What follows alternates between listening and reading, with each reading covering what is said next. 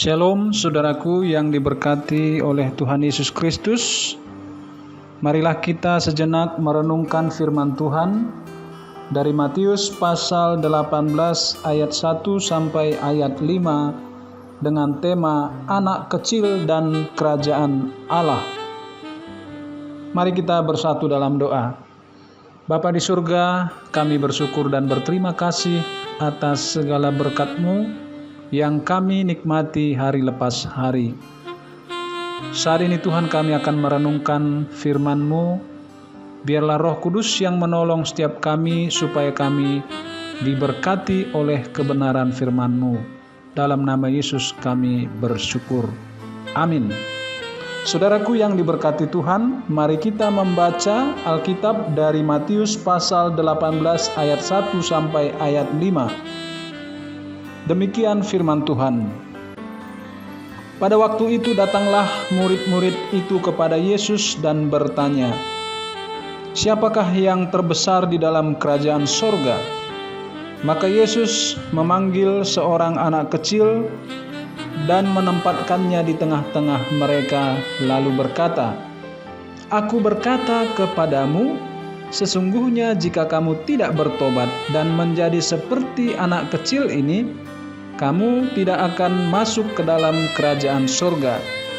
Sedangkan barang siapa merendahkan diri dan menjadi seperti anak kecil ini, dialah yang terbesar dalam kerajaan surga. Dan barang siapa menyambut seorang anak kecil seperti ini dalam namaku, ia menyambut aku."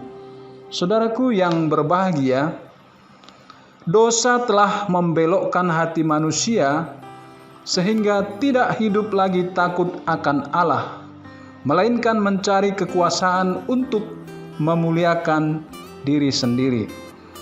Perdebatan para murid Yesus tentang siapakah yang terbesar menjadi perbincangan yang sengit di antara mereka.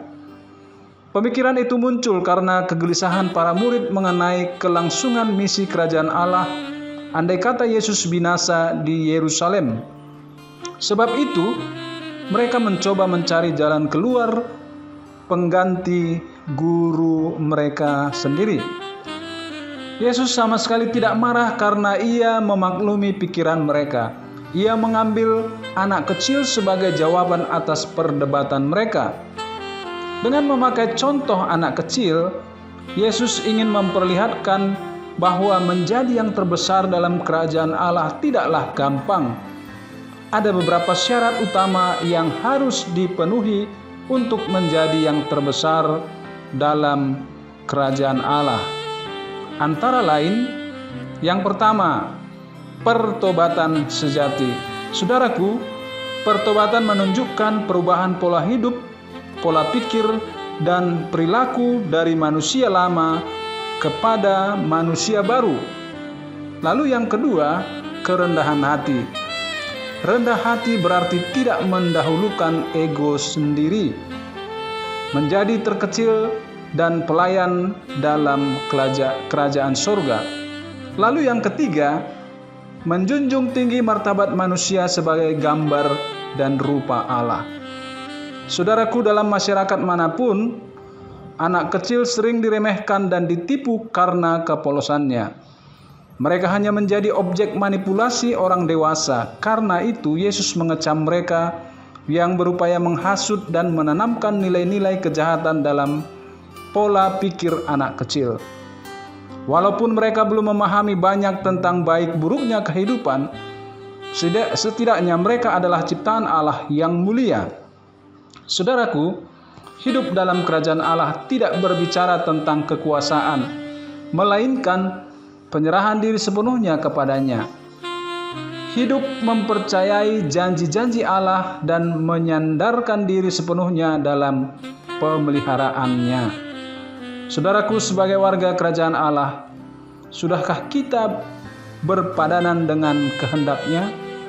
Jika belum, akuilah kesalahan kita di hadapan-Nya dan berubahlah. Mari kita berdoa. Tuhan Yesus yang baik, ajar kami supaya kami menjadi anak-anak-Mu yang setia, mau merubah segala perilaku kami yang tidak baik, merendahkan diri, dan memiliki hati seperti anak kecil, di mana anak kecil memiliki kepolosan dalam kehidupan mereka. Terima kasih ya Tuhan, dalam nama Yesus kami bersyukur. Amin.